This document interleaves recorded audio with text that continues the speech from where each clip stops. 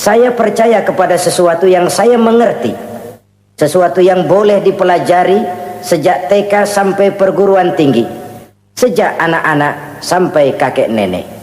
Saya bukan percaya kepada sesuatu yang saya tidak mengerti tapi yang harus saya percaya. Saya justru percaya kepada sesuatu yang memang saya mengerti. Saudara-saudara, demikianlah bahwa Tuhan dalam Islam adalah Tuhan yang terbuka, rasional, boleh dipelajari sejak kakek-kakek sampai anak-anak, sejak TK sampai kepada perguruan tinggi. Lalu yang kedua, masih menurut kata dia, saya adalah pengagum Amerika, dia bilang, sebagai penegak hak-hak asasi manusia, sebagai pahlawan demokrasi yang pagi-pagi sudah mencanangkan di dalam dia punya Declaration of Independence bahwa semua manusia dilahirkan sama, all men are created equal. Saya kagum dengan itu. Sampai pada satu saat, menurut cerita dia, saya berada di New York, saya mau masuk sebuah restoran, saya tertegun ketika saya akan masuk. Di pintu restoran itu tertulis white only, white only, hanya melayani kulit putih. Artinya sing kulite ireng minggir. Saya gelo, saya nelongso, bahasa Inggrisnya. Katanya all men are created equal, semua manusia dilahirkan sama. Lah ini kok tegel-tegele, kok sampai hati bikin tulisan hanya melayani kulit putih. Sampai saya melihat dalam Islam ini betapa si kulit putih dan si kulit hitam duduk saling berdampingan. Masjid menjadi simbol semangat kebersamaan mereka. Siapapun masuk masjid, buka sepatu. Di sana mereka menghadap ke arah yang sama, menyembah Allah Tuhan yang sama, mengikuti cara Rasul yang sama, melakukan gerak yang sama, membaca bacaan yang sama, dengan bahasa yang sama. Persaudaraan seperti inilah yang lama saya dambakan. Ini kenapa saya memilih Islam. Saudara-saudara kaum muslimin, saya ingin menggunakan cerita ini sebagai pengantar bahwa salah satu misi Islam memang membebaskan manusia dari ras diskriminasi. Nabi menyatakan, innallaha la yanzuru ila suwarikum wa amwalikum, walakin yanzuru ila qulubikum wa a'malikum. Sungguh Allah tidak melihat tampangmu, Allah tidak melihat potonganmu, Allah juga tidak melihat hartamu. Yang Allah lihat adalah hati dan amal perbuatanmu. Islam membebaskan manusia dari ras diskriminasi. Dari manapun orang datang, apapun warna kulitnya, dari suku apapun ia dilahirkan, akidah mengikatnya dalam satu persaudaraan yang mesra, persaudaraan Islam. Nilai manusia dengan demikian bergantung kepada ketakwaannya. Takwa, seperti kita tahu, adalah bahasa Quran yang sudah menjadi bahasa kita. Sedemikian sering kalimat ini dipakai, sampai-sampai ia mengalami pergeseran dari arti yang sebenarnya. Takwa, sejauh yang kita baca dari peninggalan para ulama kita, mempunyai konotasi imtithalul awamir wajtinabun nawahi, melaksanakan seluruh yang diperintah Allah dan meninggalkan semua yang dilarangnya. Apa perbedaan prinsipnya? Kalau melaksanakan perintah itu sesuai dengan kemampuan, tapi menjauhi larangan itu mutlak. Enak kalau ada ayat jauhilah larangan Allah semampu kamu, enak. Yang semampu kita itu melaksanakan perintah, tapi kalau sudah meninggalkan larangan mutlak, jauhi, tinggalkan. Disitulah nilai ketakwaan seseorang. Ini kan enggak, karena takwa digunakan oleh semua orang, akhirnya artinya bergeser. Semua ngomong takwa. Pejabat kalau dilantik bertakwa, bertakwa, bertakwa, sampai membleh bertakwa. Setelah pelantikan mata takwa ngalor dia ngidul. Harus dikembalikan kepada pengertian asalnya. Takwa itu adalah komitmen seseorang kepada perintah Allah dan komitmen meninggalkan yang dilarangnya sesuai dengan kemampuan.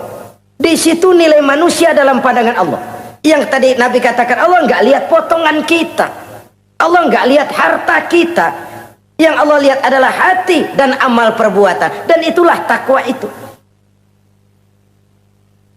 Maha benar Allah dengan firman-Nya yang menyatakan inna akramakum indallahi atqakum. Yang paling mulia di antara kamu dalam pandangan Allah adalah orang yang paling bertakwa kepadanya. Sering sekali sekarang ini kalimat agama digunakan untuk maksud yang tidak sama dengan maksud agama. Ya contoh kalimat takwa ini. Atau misalnya kita baca iklan telah berpulang ke rahmatullah dengan tenang. Kalau dengan tenangnya sih boleh dah, mana ada orang mati kelojotan. Tenang. Tapi ke rahmatullah. Rahmatullah itu kan artinya kasih sayang Allah. Kasih sayang Allah itu kan surga.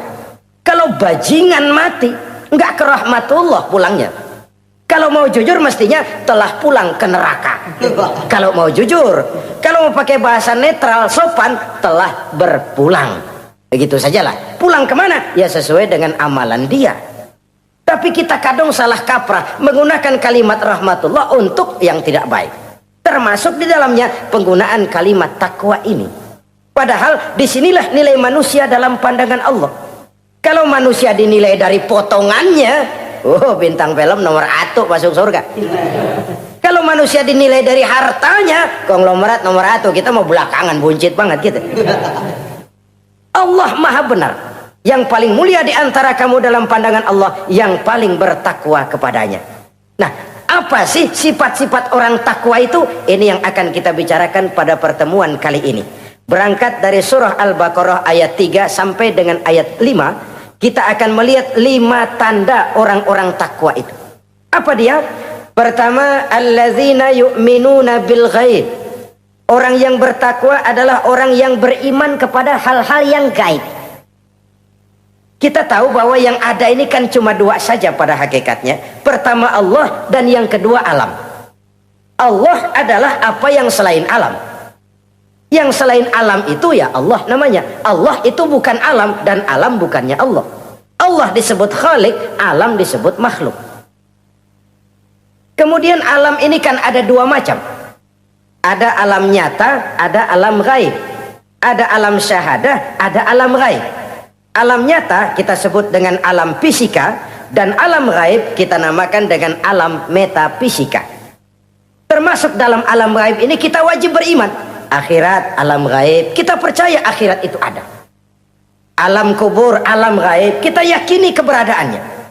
Malaikat, alam gaib. Jin, alam gaib. Setan, genderuwo, memedi, kuntilanak, tuyul. Kita percaya kepada iblis, percaya bahwa iblis itu ada. Kita percaya kepada malaikat, percaya bahwa malaikat itu ada. Dan kepercayaan ini sudah nature. Kalau kita lihat dalam dunia animisme, orang dahulu menyembah pohon sebenarnya kan karena dia percaya bahwa pohon punya kekuatan. Kekuatan itu yang disembah untuk mengharap manfaatnya atau terhindar dari bahaya yang bisa ditimbulkannya. Orang menyembah api karena percaya di balik api itu ada kekuatan. Orang menyembah lautan begitu, orang menyembah gunung begitu. Nah, Islam mengarahkan ini kepada hal-hal yang lebih konkret. Percaya kepada alam gaib. Bahwa di balik alam nyata ini ada alam yang tidak nyata. Apakah itu namanya akhirat, alam barzah, malaikat, jin, itu semua termasuk di dalam alam yang gaib. Orang yang bertakwa, allazina yu'minuna bil ghaib. Dia percaya kepada yang gaib-gaib itu. Percaya tentang adanya. Bukan percaya kepada iblis lalu ngikutin si iblis, bukan. Kita percaya yang namanya iblis itu ada, setan itu ada, jin itu ada, malaikat itu ada, alam kubur itu ada. Sebagai makhluk yang diciptakan oleh Allah, dan Allah sebagai Khalik. Baik alam syahadat, baik alam gaib, penciptanya tetap Allah subhanahu wa ta'ala. Allah menciptakan siang, Allah ciptakan malam, Allah ciptakan yang baik, Allah ciptakan yang tidak baik. Apa perlunya? Ada manfaatnya untuk keseimbangan dalam alam ini. Manusia kan diberikan kebebasan. Bahwa segala sesuatu sudah ditentukan Allah memang, tapi kan tidak diberitahukan ke kita. Alam naj'al lahu 'ainaini wa lisana wa syafatain. Bukankah kami berikan kamu 2 mata, 2 telinga, lidah? Bukankah kami berikan kamu kemampuan untuk berpikir? Kami berikan, tunjukkan 2 jalan, yang baik, yang tidak baik. Kira-kira, manusia, ini jalan kebaikan, akhirnya akan sampai ke surga. ini jalan kejahatan, akhirnya akan sampai ke neraka. Silakan kamu memilih. Agar kamu tidak salah pilih, kami berikan otak, kami turunkan Rasul, kami turunkan wahyu, kami turunkan agama. Kalau sudah semikian komplitnya masih salah pilih juga, emang dasar rezeki bonyok. Dikasih otak, diturunkan Nabi dan Rasul, diturunkan wahyu, ditunjukkan jalan kebenaran. Malahan kata Imam Mustafa Al-Maraghi, Allah memberikan petunjuk kepada kita itu bertahap. Pertama diberikan yang namanya hidayatul ilham, insting. Insting ini tingkatan dasar yang sangat diperlukan oleh manusia. Kita bisa lapar, kita bisa sedih, kita bisa gembira, kita bisa nangis, kita bisa ketawa. Nggak ada yang ngajarin. Belum pernah saya melihat ada kursus ketawa, belum pernah. Belum pernah ada akademi pertangisan, nggak ada. Itu insting yang kita bawa sejak lahir. Dan anehnya ketawa tiap orang nggak sama, nangis tiap orang nggak sama. Itu insting. Bayangin kalau itu nggak ada, kita nggak bisa sedih, nggak bisa gembira, kita nggak bisa ketawa, nggak bisa nangis, polos hidup ini kayak boneka, nggak ada insting. Nah ini juga diberikan kepada binatang. Binatang kan cuma instingnya insting rendah. Binatang marah bisa marah, tapi perasaan mulia binatang nggak punya. Kepengen dipuji kan kagak ada binatang. Dia cuma punya perasaan rendah. Marah, pengen tahu kebo kita sodok, marah dia. Perasaan rendah, lapar binatang punya, kenyang binatang punya, tapi perasaan tinggi binatang nggak punya. Kepengen hidup lebih baik nggak ada. Kepengen hidup terhormat nggak ada. Senang kalau dipuji nggak ada. Coba dah kebo kita puji habis-habisan, diam aja dia. Waduh, lu Bo bukan main Bo, hebat bener. Ya tetap aja kebo. Atau kita caci maki, nggak bakal dia marah. Ini perasaan tinggi, ingin lebih baik, ingin lebih terhormat, senang kalau dipuji, marah kalau dicaci. Itu perasaan tinggi yang hanya diberikan kepada manusia. Manusia dipuji senang, dicaci marah.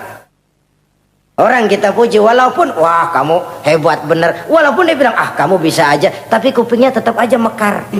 Senang kalau dipuji. Insting yang rendah diberikan juga kepada binatang, tapi bukan insting yang tinggi. Ini petunjuk pertama. Dengan itu kita punya perasaan dasar untuk mengagumi, untuk sedih, untuk gembira dan sebagainya. Setelah insting kita diberikan panca indera yang kerjanya juga nggak sama. Penciuman dengan pendengaran dengan penglihatan kan nggak sama. Yang enak buat kuping belum tentu enak buat hidung. Orang buang angin kalau ditinjau dari segi bunyi enak buat kuping, tapi hidung kan kelabakan. Kerjanya nggak sama. Panca indera ini penting sebagai kesiapan untuk melayani insting. Persiapan melayani insting. Cukupkah? Tidak. Binatang juga diberikan panca indera. Bahkan kadang-kadang panca indera binatang lebih tajam daripada panca indera manusia. Nah, lalu diberikan yang ketiga, ini yang membedakan manusia dari binatang. Apa? Hidayah berupa akal, pikiran. Dengan ini, coba kita lihat. Manusia bikin rumah, burung bikin rumah. Tapi bandingkan, rumah burung dari tahun atu, ya gitu-gitu aja. Tapi rumah manusia, Masya Allah, modelnya macam-macam. Ada yang kita dari jauh nggak ngerti nih celengan apa rumah orang ini, bundar begini.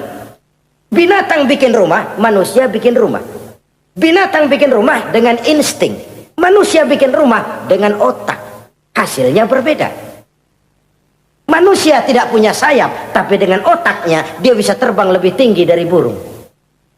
Manusia tidak bernapas dengan insang, tapi dengan otaknya dia bisa nyelam lebih dalam daripada ikan. Ini kelebihan manusia dari binatang, diberikan otak. Belum cukup rupanya otak, karena otak ini penemuannya relatif. Apa yang dianggap hari ini benar, besok udah nggak benar. Apa yang hari ini otaknya bilang baik, besok dia bilang jelek. Apa yang hari ini otaknya bilang katakan jelek, besok dia bilang baik. Yang relatif tidak bisa dijadikan pegangan. Maka Allah lalu memberikan yang keempat, Hidayatuddin namanya, petunjuk berupa agama. Diberikan insting, diberikan panca indera, diberikan otak, lalu diberikan agama. Turun para rasul yang 25 itu yang merupakan mata rantai yang berkaitan, tidak terpisah. misi samawi, semuanya sama bersumber dari Allah yang satu itu.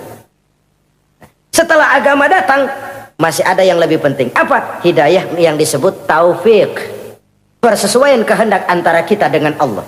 Kalau taufik tidak datang, kalau taufik tidak dapat, Kan'an saja anak Nabi Nuh kufur, anak Nabi tidak dapat taufik namanya itu.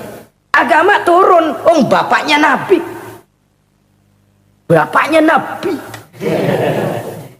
Azar, ayahnya Nabi Allah Ibrahim, tidak mendapat taufik. Lalu Abu Jahal, Abu Lahab, pamannya Nabi, tidak mendapat taufik.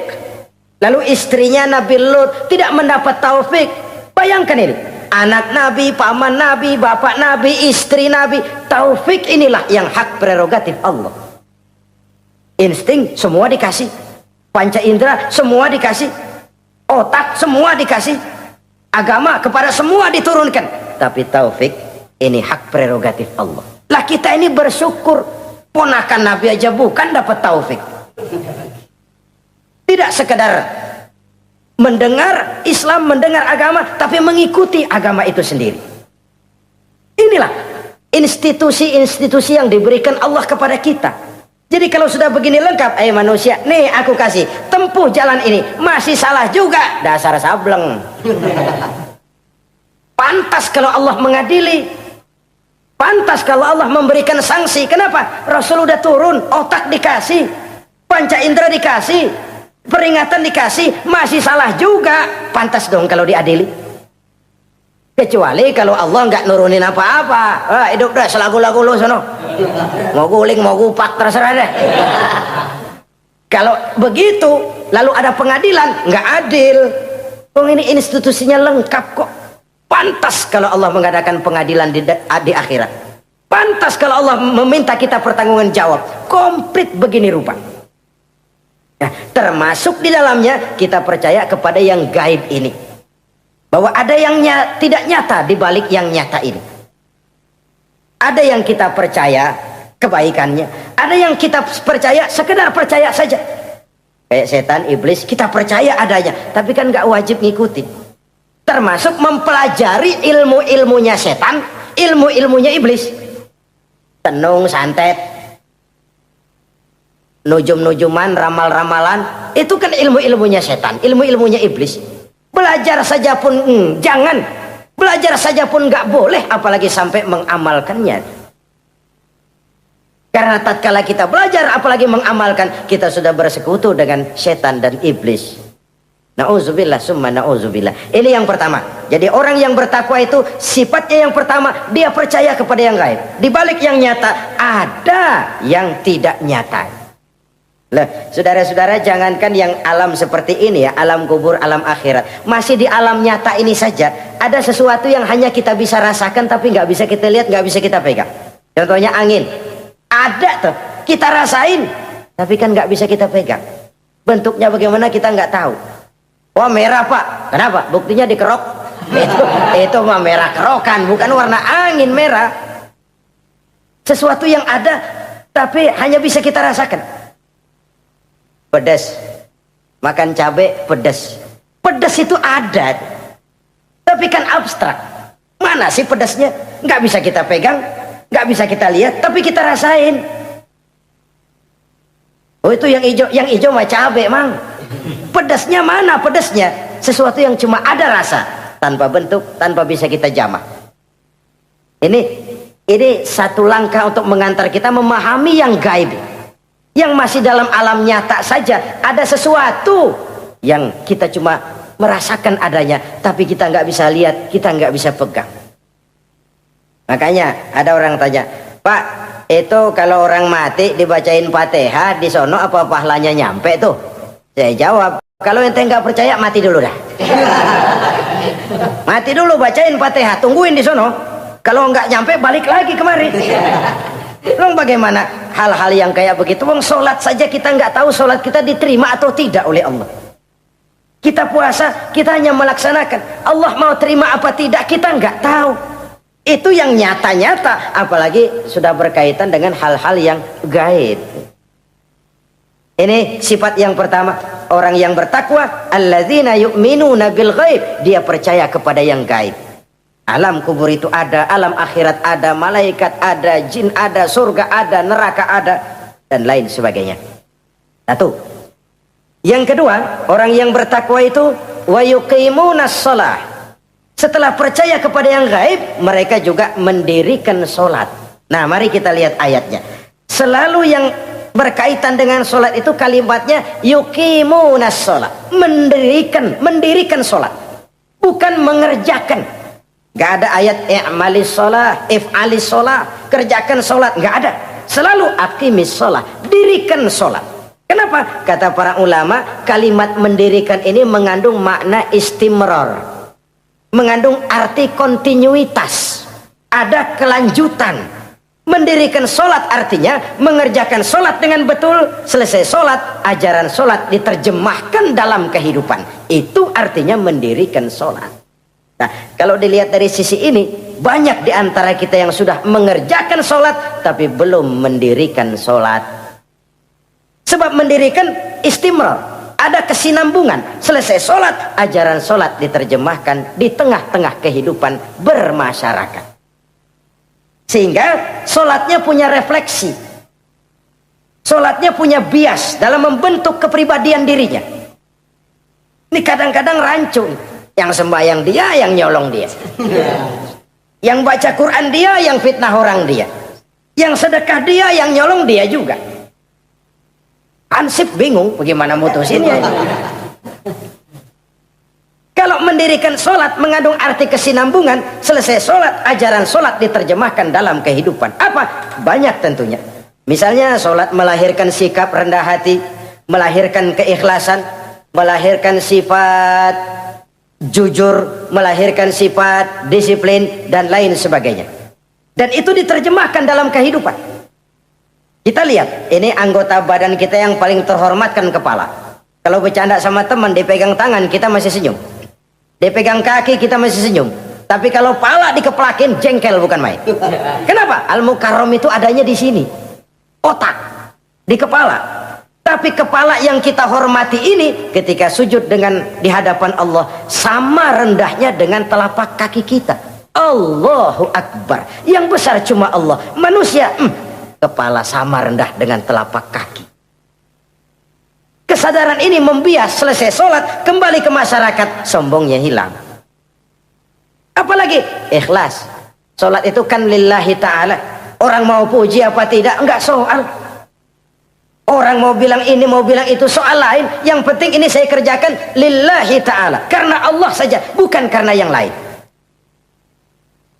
Disiplin. Sehari semalam 5 kali kita lapor kepada Sang Maha Komandan. Bagaimana tidak akan tercegah dari perbuatan yang keji dan munkar?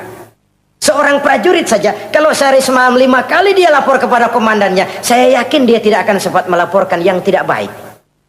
Pantas kalau Al-Quran memberikan jaminan, sholat mampu mencegah manusia dari perbuatan yang keji dan munkar. Masih ada yang tanya, Pak, katanya sembahyang mencegah orang berbuat jahat. Iya, teman saya kok sembahyang nyolong ayam. Bagus, sembahyang nyolong ayam. Coba nggak sembahyang, nyolong motor. Gedean lagi yang dicolong. Dan sebenarnya itu bukan jawaban, itu cuma logika saja. Yang benar adalah sholatnya belum berfungsi. Dia baru mengerjakan sholat, belum mendirikan sholat. Inilah yang kalau kita jujur mau bicara, inilah problem kita sekarang ini. Mengislamkan orang Islam. Bagaimana dari mengerjakan sholat kita menjadi mendirikan sholat, agar sholat itu membuahkan hasil berupa pembentukan kepribadian di tengah-tengah kehidupan sosial kemasyarakatan. Kalau tidak, ya sekedar terjebak kepada rutinitas. Pergi haji begitu, pulang haji bikin gila. Masuk Ramadan begitu, selesai Ramadan ya tetap begitu. Ibadah tidak memberikan bias dalam pembentukan pribadi. Itulah sebabnya digunakan kalimat yuqimunas sholat, mendirikan sholat, yang mengandung arti berkesinambungan. Selesai sholat, jiwa dan semangat, ajaran dan filsafat sholat diterjemahkannya dalam kehidupan sehari-hari. Saudara-saudara kaum muslimin rahimakumullah, sifat yang ketiga dari orang takwa adalah wa mimma razaqnahum yunfiqun. Mereka menginfakkan sebagian dari rezeki yang diberikan Allah kepada mereka. Rizki Menurut definisi yang diberikan para ulama kita, ar-rizqu bimakna al-ata hissiyan kana au ma'nawiyan. Rizki adalah pemberian, baik yang abstrak maupun yang konkret. Selama ini kita sering mengartikan rizki hanya dalam bentuk uang, sehingga rizki kita dibatasi oleh pengertian kita sendiri. Padahal tidak cuma uang, ilmu adalah rizki, jabatan dan kedudukan adalah rizki, otoritas dan wibawa juga rizki, anak, istri, suami juga rizki. Ketika ayat ini mengatakan wa mimma razaqnahum yunfiqun, mereka menginfakkan sebagian dari rizki, yang dimaksud di sini adalah rizki yang konkret dalam bentuk materi, uang, benda dan lain sebagainya. Orang yang bertakwa sadar benar, dari Allah rizki datang, ke jalan Allah rizki dibelanjakan. Semakin kita rajin membelanjakan rizki di jalan Allah, biasanya akan semakin mengalir rezeki dari Allah. Semakin bakhil kita, kadang-kadang rezeki juga malas deketin kita. Yang keempat, orang yang bertakwa itu alladzina yu'minuna bima unzila ilaika wa ma unzila min qablik. Mereka beriman, mereka percaya kepada apa yang diturunkan terhadap Muhammad, yaitu Al-Quran, wa ma unzila min qablika, dan apa yang telah diturunkan sebelum kamu, yaitu Taurat, Zabur dan Injil. Orang yang takwa percaya bahwa Allah dahulu telah menurunkan Taurat kepada Musa, Allah telah menurunkan Zabur kepada Nabi Daud, Allah telah menurunkan Injil kepada Nabi Isa. Percaya sekadar percaya, tidak wajib mengamalkan ajarannya. Kita percaya Taurat itu kitabnya Allah, Injil dahulu yang diturunkan kepada Nabi Isa kitab Allah, Zabur kitab Allah. Percaya sekadar percaya, bukan percaya kemudian mengamalkan, bukan. Karena dengan turunnya Al-Quran, maka seluruh kitab-kitab terdahulu sudah tercakup di dalam Al-Quran. Orang yang bertakwa percaya kepada apa yang diturunkan terhadap Nabi Muhammad. Apa itu? Al-Quranul Karim. Bagaimana kepercayaan kita kepada Al-Quran? Bahwa dia kitab suci yang isi dan redaksinya langsung dari Allah, yang kita membacanya beribadah, mengerti atau tidak mengerti artinya. Akan lebih baik setelah bisa membaca, mengerti, kemudian mengamalkannya dalam kehidupan kita. Saudara-saudara, kalau kita adakan konteks ini di mana-mana, modernisasi, globalisasi, kemajuan sering membawa pergeseran nilai. Dulu, ini zaman dulu ya, waktu listrik belum masuk desa, kita rasakan betul kalau masuk kampung berasa banyak orang Islam. Padahal rumah pakai lampu templok, lampu tempel, paling banter patroma. Tapi kita masuk kampung berasa kok banyak orang Islam. Kenapa? Suara Al-Quran kedengaran dari rumah-rumah. Kenapa? Ada anak-anak muda lagi latihan baca barzanji. Kenapa? Ada patayat, santri-santri wanita lagi baca solawatan. Kenapa? Nenek-nenek lagi ngapalin sifat 20 sembari nyisik. Wujud artinya ada, maka mustahil Allah. Zaman dulu terjadilah modernisasi, listrik masuk desa. Apa yang kita lihat? Rumah pada terang, terus televisi main gede-gedean, lalu radio kaset main kenceng-kencengan. Tergeserlah suara Al-Quran, apalagi solawatan, apalagi barzanjian. Apa tidak boleh? Ya boleh saja. Apa tidak bagus? Ya bagus saja. Tapi kalau harus menggeser, apalagi menggusur nilai-nilai positif, itu yang kita prihatin. Kan Nabi mengingatkan, la tattabi'anna sunnana man kana qablakum shibran bi shibrin wa zira'an bi zira'in. Kamu akan ikuti tingkah laku orang-orang sebelum kamu. Cuma ikut-ikutannya nggak berasa, sejengkal, lalu sehasta, lalu semeter, lalu 3 meter. Begitu enak kamu ikut-ikutan budaya orang lain, sampai yang kamu ikuti masuk lubang biawak, kamu akan masuk juga ke dalamnya. Inilah kehidupan kita, inilah kehidupan anak-anak kita. Jujur mereka lebih kenal Valentine Day daripada Muharram. Anak-anak kita, anak-anak muslim, kalau kita menghitung Muharram sampai Zulhijjah nggak hafal. Kalau Januari sampai Desember, anak-anak kita bangun tidur hafal. Muharram sampai Zulhijjah, jangan anaknya, bapaknya keder. Kita hanyut oleh budaya-budaya yang, ya bukan saya katakan bukan tidak baik, Tapi kalau harus menggeser, apalagi menggusur yang ada kaitannya dengan nilai agama, ini kan ironi. Ikut-ikutan kita sejengkal, semeter, sampai yang diikutin masuk lubang biawak, udah kadang asik ikut, ya ikut juga nyemplung ke dalamnya. Orang sering katakan mula-mula dari nama dulu nih yang kagak begitu kelihatan pengaruhnya. Mula-mula malu pakai nama yang berbau Quran, malu pakai nama yang berbau Islam. Dari nama nanti dia pindah ke pakaian, dari pakaian dia pindah ke pergaulan. Kalau sudah pindah ke pergaulan, dikhawatirkan pindah agama pun nggak terasa. Wah, semua agama sama, semua agama bagus. Lalu bagaimana? Bagaimana musimnya aja. Ironi, menyedihkan, memilukan, bahkan memalukan. Yang tidak boleh kan fanatik kepada guru, yang tidak boleh kan fanatik kepada suku. Kalau kepada agama fanatik itu wajib, dalam arti bukan sempit, berpegang teguh kepada agama. Satu sikap yang wajar, bahwa penganut suatu agama menganggap cuma agamanya yang benar. Itu sikap setiap penganut agama. Orang Kristen begitu, orang Hindu begitu, orang Buddha begitu. Kenapa kalau orang Islam begitu lalu dianggap ekstrim? Sebagai Muslim saya yakin cuma Islam yang benar. Kristen juga akan bilang begitu, Kristen yang benar, Buddha juga akan bilang begitu. Ini fanatisme, dan wajar penganut suatu agama menganggap cuma agamanya yang benar. Yang lain juga bersikap begitu, tapi kalau Islam saja yang bilang ekstrim katanya. Dunia internasional sendiri kadang-kadang kalau sudah ekstremis, teroris, kok cepat sekali alamatnya ke Islam. Saudara-saudara kaum muslimin rahimakumullah, saya kembali kepada soal kita. Begitu enak kamu ikut-ikutan, yang kamu ikuti masuk ke lubang biawak, kamu akan ikut juga masuk ke dalamnya. Maka hati-hati bergaul, maka hati-hati memilih teman, maka baik teman pergaulan, lebih-lebih teman hidup. Karena orang sering bilang cinta itu love is blind katanya ya. Cinta itu kotok, cinta itu buta, cinta itu lamur, nggak bisa bedain coklat, nggak bisa bedain yang lain-lain. Orang sering kehilangan pertimbangan. Demi cinta akidah terjual, demi cinta akidah tergadai.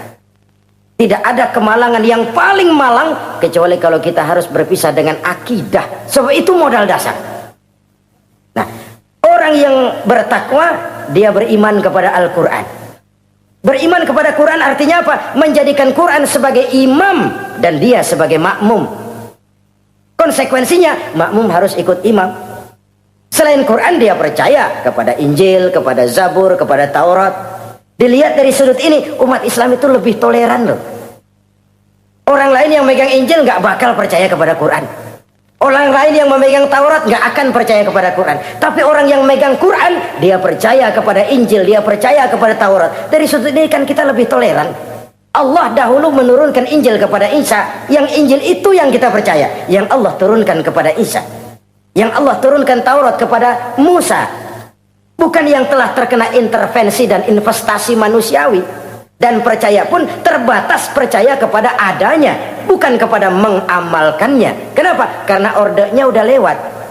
Kita percaya Bung Karno adalah presiden pertama Republik Indonesia. Tapi kan udah lewat. Udah lewat. Kita percaya Bung Karno presiden pertama Republik Indonesia. Tapi kan udah lewat, udah selesai. Begitulah kita mempercayai Taurat, mempercayai Injil, ada, kita percaya, tapi kan udah selesai misinya. Yang berlangsung sampai akhirat nanti adalah Al-Quranul Karim. Orang yang bertakwa meyakini itu. Ini yang keempat. Yang kelima, wabil akhirati hum yuqinun. Mereka yakin, orang bertakwa ini, kepada adanya akhirat. Ah, kalau itu kan gampang, semua orang juga yakin. Loh, bukan sekedar yakin, sekedar percaya. Yalah, percaya kepada Allah, percaya kepada akhirat, pokoknya percaya. Bagaimana? Ya begitu, pokoknya percaya. Bukan itu. Kepercayaan yang memberikan refleksi. Iya ya, akhirat ada. Ada hidup sesudah mati, ada akhirat sesudah dunia. Saya memang benar kepengen cepat kaya, tapi kalau nipu orang nanti di akhirat bagaimana? Ini loh. Saya memang benar kepengen cepat naik pangkat, tapi kalau mesti jilat atas injak bawah, sikut kiri kanan, teman jadi lawan, lawan jadi teman, di akhirat saya bagaimana? Ini loh percaya akhirat itu. Saya memang benar kepengen cepat kaya, tapi kalau makan renten nanti di akhirat bagaimana? Kepercayaan yang mewarnai gerak kehidupan. Kalau percaya sekedar percaya, yang buta campur budak juga percaya akhirat ada. Tapi kan kepercayaan yang memberikan refleksi, mewarnai gerak hidup kita. Loh, enggak gitu. Orang yang percaya akhirat itu gayanya enggak gitu. Orang yang percaya akhirat itu sikapnya enggak gitu. Orang yang percaya akhirat jalannya enggak gitu. Orang yang percaya akhirat ngomongnya enggak asal ngomong. Kepercayaan yang memberikan refleksi terhadap gerak hidup. Nah, ini refleksi dari sifat-sifat takwa. Saudara-saudara, kalau itulah sifat-sifat orang takwa, lalu terhadap mereka yang takwa ini, karunia apa yang diberikan Allah? Apa keutamaan mereka? Mari kita kutip beberapa ayat. Pertama, ini janji Allah ya. Wa may yattaqillaha yaj'al lahu makhraja. Siapa yang bertakwa kepada Allah, maka ia akan diberikan jalan keluar dari segala macam kesulitan. Masya Allah. Orang takwa itu kan orang yang dekat dengan Allah. Kalau sudah dekat dengan Allah, everything is running well. Apa yang nggak selesai? Impossible, kata otak. Tidak mungkin, kata rasio. Mana bisa menurut kebiasaan. Tapi orang yang takwa selalu saja ada jalan keluar, selalu diberikan Allah jalan keluar. Nah, ini yang faktor yang irasional, faktor yang non komputer, faktor yang samawi. Allah yang mau ada saja jalan keluar. Coba. Waktu terjadi peristiwa hijrah, Masya Allah, Rasulullah itu sudah dikepung rapat rumahnya, pagar betis. Jangan manusia, tikus saja nggak bisa lewat. Rapat di pagar betis. Kesepakatan sudah jelas, membunuh Muhammad bersama-sama. Apa yang terjadi? Ketika Nabi keluar, buka pintu. وَجَعَلْنَا مِنْ بَيْنِ أَيْدِيهِمْ سَدًّا وَمِنْ خَلْفِهِمْ سَدًّا فَأَغْشَيْنَاهُمْ فَهُمْ لَا يُبْصِرُونَ. Di depan, belakang, di kiri, kanan mereka kami jadikan dinding. Kami butakan mereka. Mereka enggak lihat Muhammad keluar dari rumahnya. Allah berikan jalan keluar. Padahal Quraisy siaga satu, pita merah, apel siap, mata menteleng, Nabi lewat enggak kelihatan. Persis ikan bandeng. Ikan bandeng kan melotot, colok diam aja. Enggak lihat apa-apa. Ya ja'allahu makhraja. Allah berikan jalan keluar dari berbagai macam kesulitan.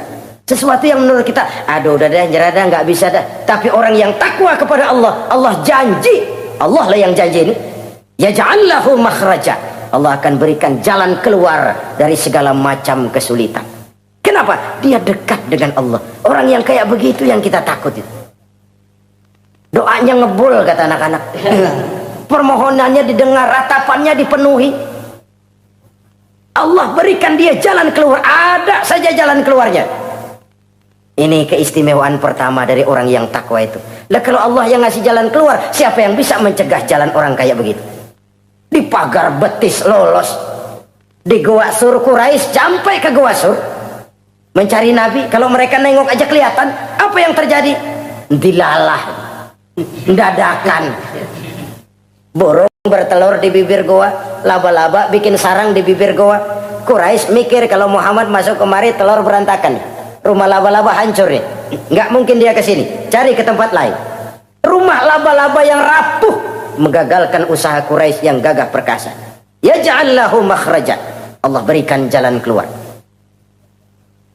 Ini yang pertama. Yang kedua, wa yarzuqhu min haitsu la yahtasib. Allah berikan rezeki dia, orang yang takwa ini, dari jalan yang tidak disangka-sangka. Rezekinya mengalir. Kenapa? Dia dekat dengan Allah. Allah maha kaya. Kadang-kadang ini orang kerjaannya sujud doang, mengangkat tangan, rezekinya ada aja. Allah yang kaya. Allah yang maha tahu. Orang yang takwa walaupun gajinya kagak ada, penghasilannya gede. Allah yang memberi. Jangan lupa itu, ada gaji ada penghasilan. Kalau gaji kan ada ukurannya. Kadang-kadang ada orang gajinya kecil, penghasilannya gede. Uangnya jadi lurah musim gusuran.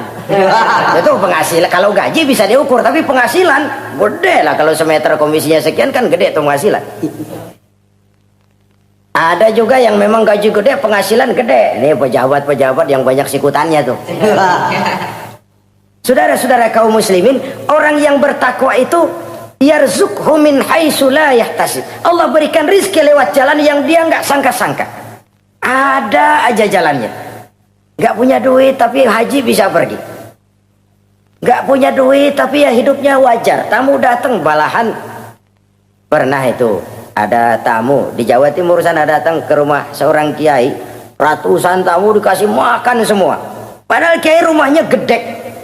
Tamu ada yang dalam hatinya nyeletuk, nih kiai bisa ngasih makan orang satu rombongan banyak begini, duit dari mana ini?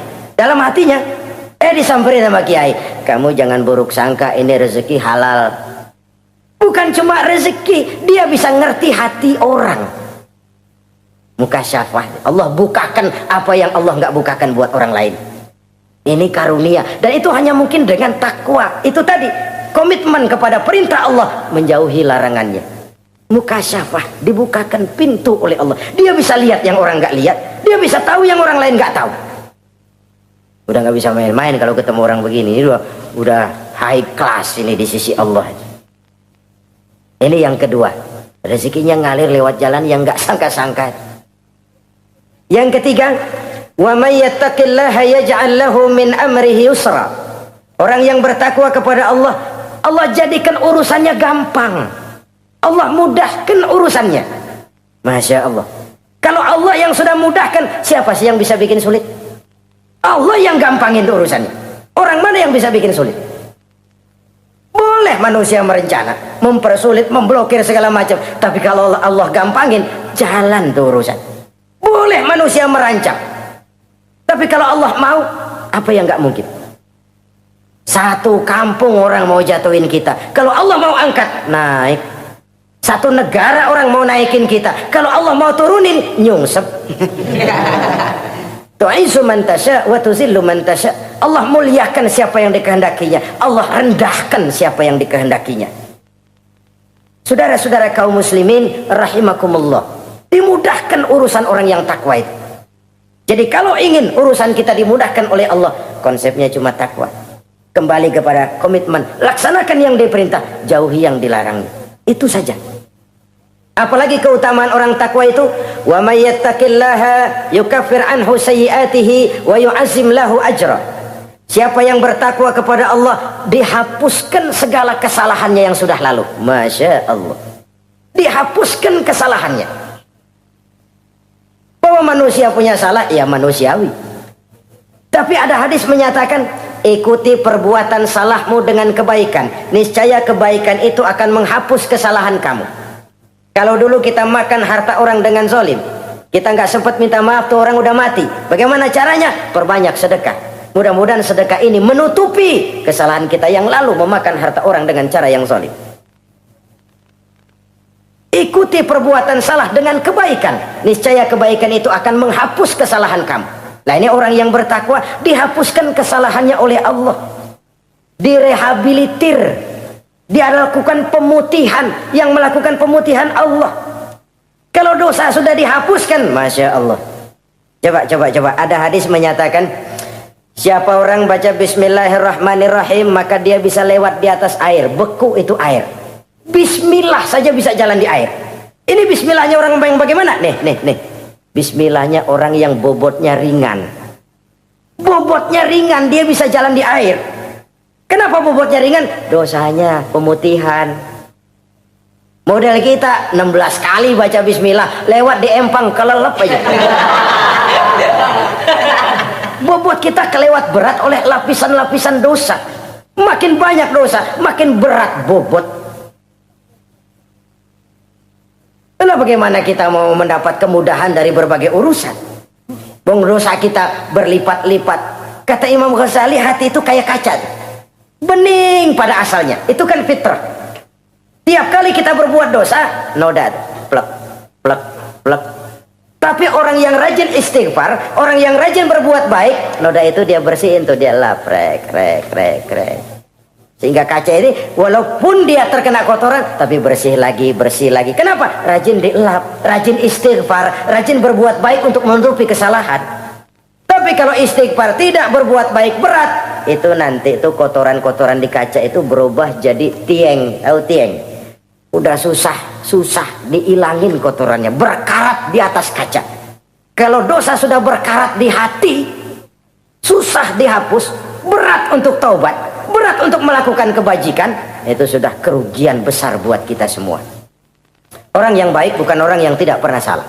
Orang yang baik adalah orang yang kalau dia berbuat salah dia sadar, dijadikannya pelajaran untuk tidak diulanginya lagi pada masa yang akan datang.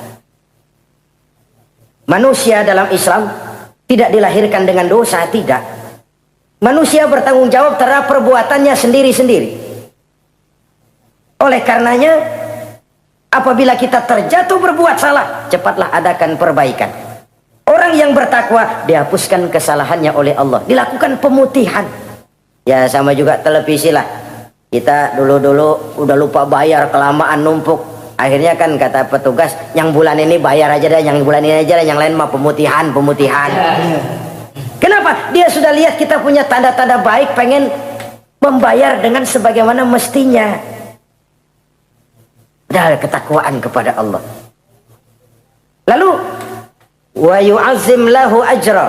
Orang yang bertakwa itu diperbesar pahala kebaikannya. Masya Allah.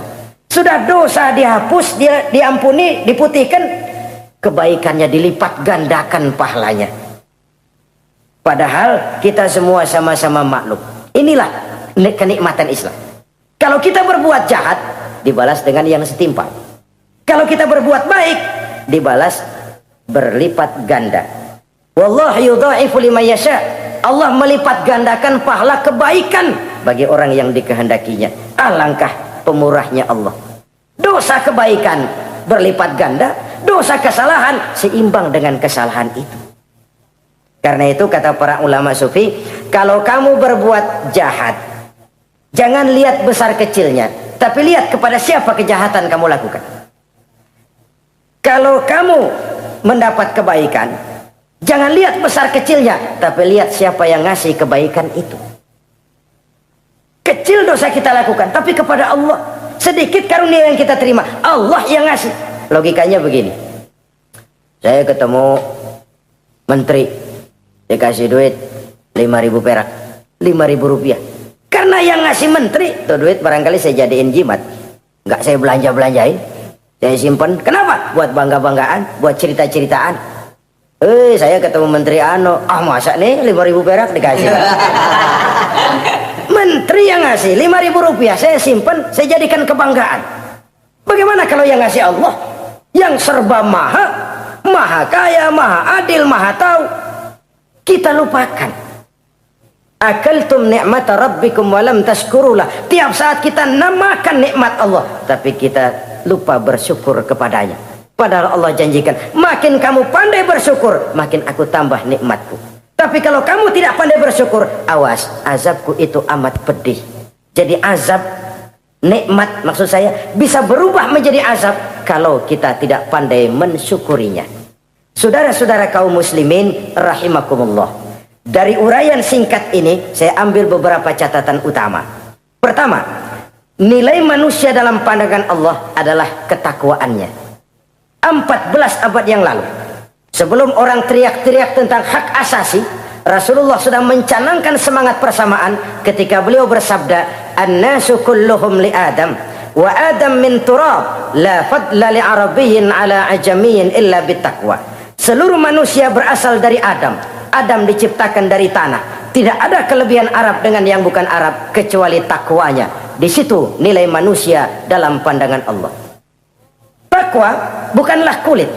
Oh, itu kalau sorbannya paling gede berarti paling takwa. Belum tentu. Wah, tasbihnya panjang-panjang. Belum tentu. Oh, jenggotnya jengser. Belum tentu. Wah, kumisnya tebal. Buat nyaring kopi kali. Itu kulit. Kulit perlu, tapi isi jauh lebih penting. Sehingga Nabi katakan, at-taqwa hahuna. Takwa itu di sini, di sini, di sini. 3 kali. Di hati. Bukan di serban, bukan di tasbih, bukan di sajadah, bukan di sarung. Di sini, di situ takwa. Penggeraknya adalah hati. Dan untuk itu Allah menyediakan fasilitas keutamaan. diberikan jalan keluar dari berbagai kesulitan, diberikan rizki dengan jalan yang tidak disangka-sangka, dihapuskan kesalahannya, dimudahkan usahanya, diperbesar pahala kebajikannya. Karena itu, untuk mengejar posisi di hadapan Allah tidak lain adalah takwa. Allah tidak bedakan manusia dari keturunannya, warna kulitnya, tapi dari ketakwaannya kepada Allah. Orang yang takwa disebut muttaqin, dan itulah nilai tertinggi manusia di hadapan Allah Subhanahu wa taala. Semoga kita diberikan kekuatan untuk mencapai martabat takwa ini dan mendapat keutamaan-keutamaan seperti yang dijanjikan Allah.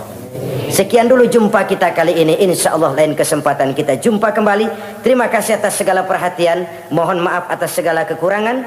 Usikum wa iyaya bitaqwallah. Wassalamualaikum warahmatullahi wabarakatuh.